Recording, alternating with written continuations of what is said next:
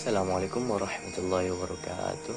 Baik, saya Besuk Manggara. Di sini saya akan menjelaskan hasil review kelompok kami. Yang pertama yang berjudul pengaruh terapi taubat dan istighfar dalam menurunkan kecemasan mahasiswa. Baik, di sini untuk latar belakangnya yang pertama adalah rasa cemas atau kecemasan pada mahasiswa ada hal yang lumrah terjadi pada beberapa mahasiswa. Baik dalam hal akademik, nilai dari hidup, kecemasan memang dapat dengan kapan saja jika menghadapi dosen tidak mengenakan bagi pelaku. Kecemasan kemudian terjadi pada masa usia dewasa awal yang mana merupakan perubahan dari usia remaja ke dewasa. Di titik ini akan ada beberapa hal yang muncul, mulai dari beberapa hal yang akan muncul untuk menentukan sebuah kecemasan, mulai dari akademiknya, bagaimana kedepannya, ekonominya, atau pekerjaan apa yang akan saya dalam curhat ini lebih menekankan ke bagaimana istighfar dan taubat dapat menenangkan.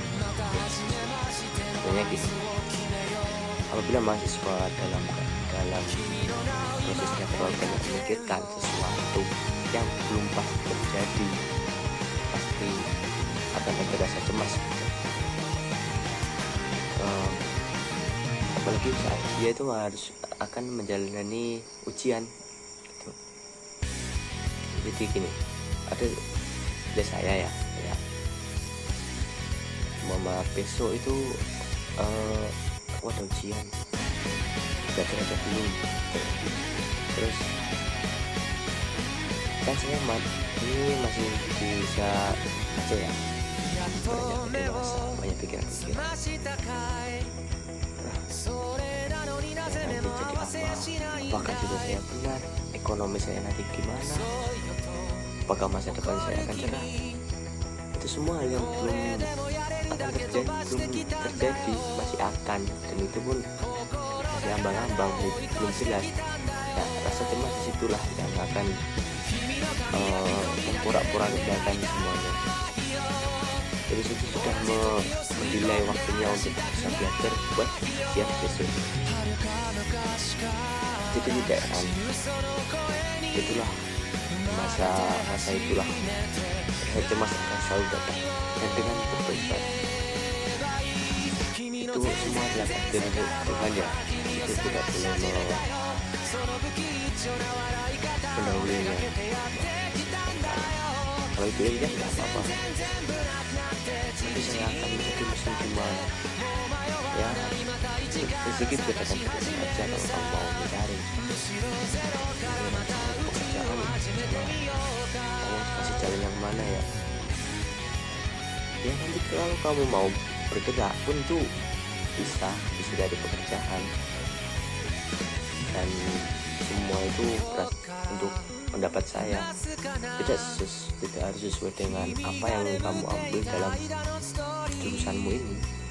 Bisa jadi contohnya saya nih belajar psikologi, apakah saya jadi psikolog, psikiater dan lain-lain. Nah, ini saya jadi mungkin berkebun lah, ya enggak apa-apa kan. Itu semua hal yang pernah saya pelajari saat berkuliah. Jadi satu untuk kehidupan saya. Jadi dengan istighfar, wah adalah dari semua hal yang belum terjadi. Jauh sama ya, selama kau percaya Allah masih, selama kau percaya sama Allah, semua akan sedang lancar, banyak doa aja. Itu untuk kata-katanya. Nah, selanjutnya adalah variabel yang ada. Yang pertama adalah variabel terikat, menurunkan kecemasan mahasiswa. Jadi, dan yang kedua adalah yang variabel bebasnya, pengaruh terapi taubat dan istighfar. Ya, bagaimana taubat dan istighfar itu bisa menurunkan kecemasan mahasiswa yang ada. Itu Baik, untuk selanjutnya adalah hipotesis penelitian. Jadi hipotesis penelitian ini menghubungkan adanya relasi pada variabel yang ada. Untuk yang ini variabelnya adalah hipotesis penelitian ada pengaruh antara kecemasan dan terapi istighfar apa ya.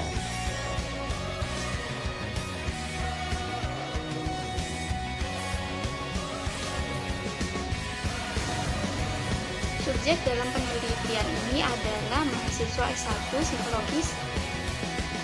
Psikologi Islam Indonesia dengan tingkat kecemasan sedang hingga tinggi.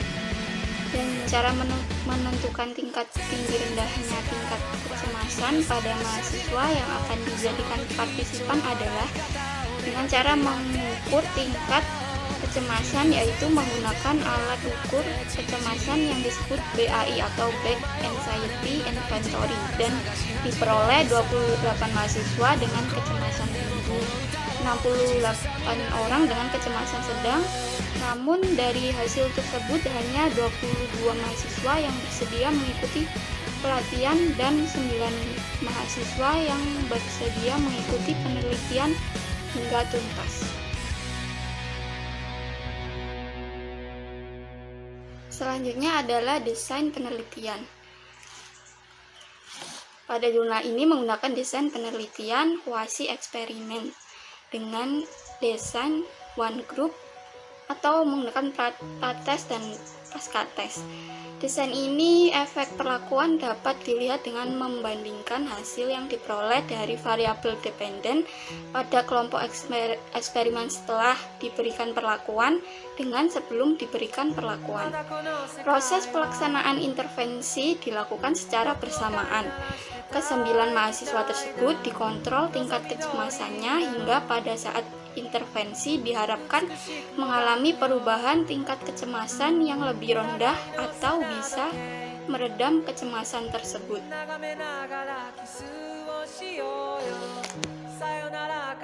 Yang selanjutnya adalah pengukuran variabel dependen.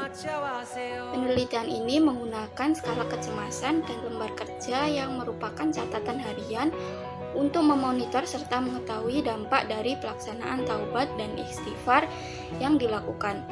Skala kecemasan yang digunakan adalah milik Beck, yaitu Back Anxiety Inventory atau BAI. Skala ini terdiri atas 21 item self-report inventory dalam bentuk pilihan ganda yang mengukur seberapa parah kecemasan yang dirasakan oleh remaja dan orang dewasa dengan jarak usia mulai dari 12 hingga 80 tahun. Setiap item yang ada di BAI merupakan gambaran sederhana dari aspek-aspek kecemasan. Responden diminta untuk menentukan pilihan mengenai apa yang terjadi terhadap dirinya selama seminggu terakhir. Individu diminta untuk memilih salah satu dari 4 pilihan jawaban yang sesuai dengan yang dirasakan. Ada 4 pilihan yang terdiri dari tidak pernah sama dengan 0, hampir tidak pernah sama dengan 1, kadang-kadang sama dengan 2, sering sama dengan 3. Hasilnya yang didapat sekitar 0 hingga 63 kategori penilaian. Selanjutnya kita menuju ke prosedur eksperimen.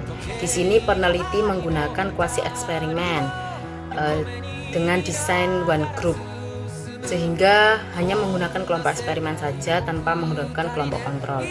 Sebelum melakukan perlakuan kepada kelompok eksperimen, peneliti melakukan prates kepada mahasiswa S1 Psikologi Universitas Islam Indonesia dengan tingkat kecemasan sedang hingga tinggi menggunakan skala kecemasan BAI. Kemudian setelah itu menghasilkan yang mau mengikuti penelitian eksperimen ini hanya 9 orang. Perlakuan yang dilakukan adalah pelatihan terapi taubat dan istighfar. Ini selama 2 hari dengan dengan pertemuan pertama itu ada 3 sesi, yaitu yang pertama mengenai taubat dan istighfar, yang kedua identifikasi permasalahan yang menyebabkan kecemasan pada diri, yang ketiga pemberian tugas berupa lembar kerja yang nantinya itu berisi catatan harian selama seminggu setelah pertemuan pertama ini. Ini digunakan untuk melihat dampak dari pelaksanaan taubat dan istighfar pada peserta atau kelompok eksperimen ini tadi. Yang pertemuan kedua, peserta diminta untuk merefleksikan perasaan serta dampak dari taubat istighfar yang telah dilakukan selama seminggu kemarin. Setelah itu, setelah dilaksanakan refleksi, diadakan post test. Di sini peserta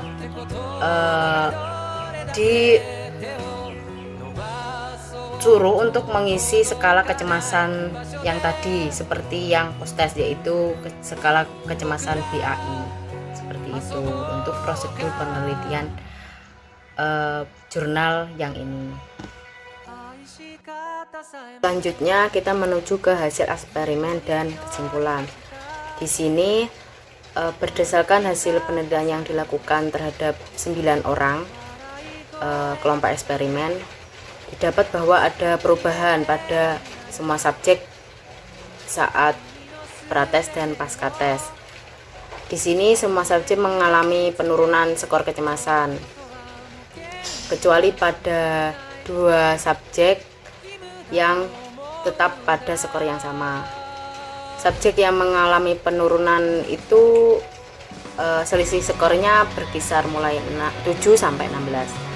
Sedangkan selisih skor antara prates dan tindak lanjut antara beberapa subjek ini ada perbedaan, yaitu 3 subjek mengalami peningkatan selisih skor, 5 subjek mengalami penurunan selisih skor, dan 1 orang subjek tidak mengalami perbedaan skor.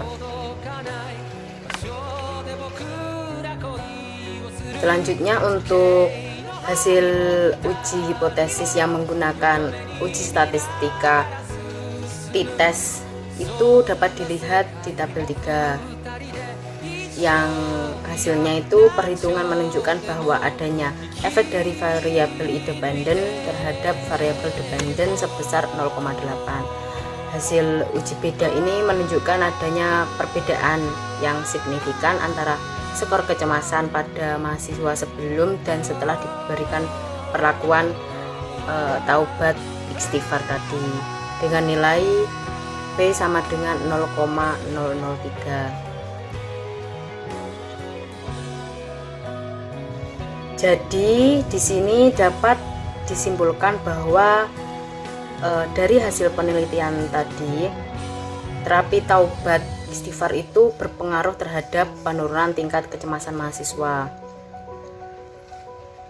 Dengan ditunjukkan pada data yang tabel 2 tadi, saat prates, pasca tes, dan tindak lanjut itu ada penurunan tingkat kecemasan sebelum intervensi dan sesudah intervensi. Walaupun itu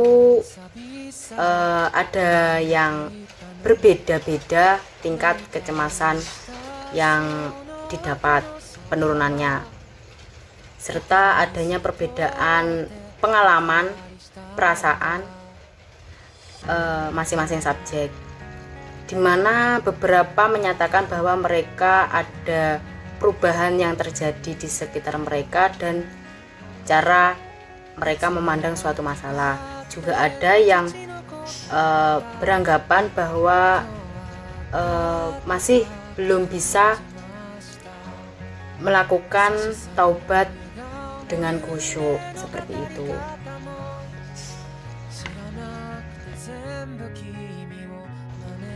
Yang terakhir dari review jurnal pada jurnal nasional ini, yaitu review kelebihan dan kekurangannya. Untuk kelebihan dari penelitian ini, yaitu penelitian ini menggunakan desain prates dan post test menggunakan skala kecemasan Big Anxiety Inventory atau BAI tadi, sehingga dapat diketahui tingkat kecemasan sebelum dan sesudah perlakuan dengan jelas hasil terapinya terhadap kecemasan mahasiswa. Yang kedua adalah ada sedikit tambahan data kualitatif, yaitu hasil observasi saat peneliti melakukan proses terapi. Ini ditulis dalam kesimpulan sehingga memperkuat data. Yang ketiga adalah terpapar dengan spesifik dan jelas metode, rancangan, proses, dan hasil penelitian. Untuk kekurangannya itu yang pertama adalah penelitian ini itu subjek yang digunakan masih kurang bervariasi karena hanya 9 tadi dari lumayan banyak peserta pratesnya, tapi yang mau itu hanya 9 saja, dan bisa ditingkatkan lagi bervariasi latar belakang pendidikan subjeknya itu, terus jenis kelaminnya, sama tadi jumlah responnya bisa ditingkatkan lagi lebih banyak. Yang kedua, dalam bagian hasil penelitian ini tidak tertulis hasil data kualitatif yang tadi, itu malah ditulis di kesimpulan. Menurut saya alangkah baiknya ditulis di bagian hasil penelitian juga sebagai data pendukung. Yang ketiga, ada beberapa pengulangan penjelasan atau kalimat padahal itu di bagian sebelumnya itu sudah dijelaskan. Contohnya di bagian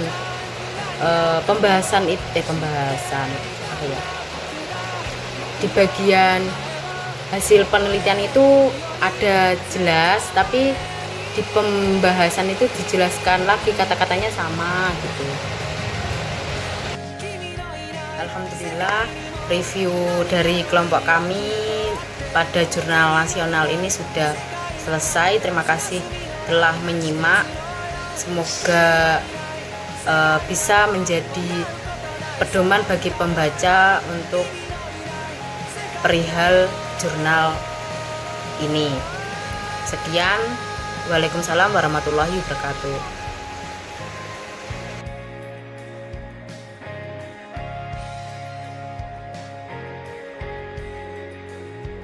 Alhamdulillah, untuk review jurnal internasional dari kelompok kami sudah selesai. Terima kasih atas perhatiannya dan telah menyimak review dari kelompok kami. Semoga bermanfaat. Waalaikumsalam warahmatullahi wabarakatuh.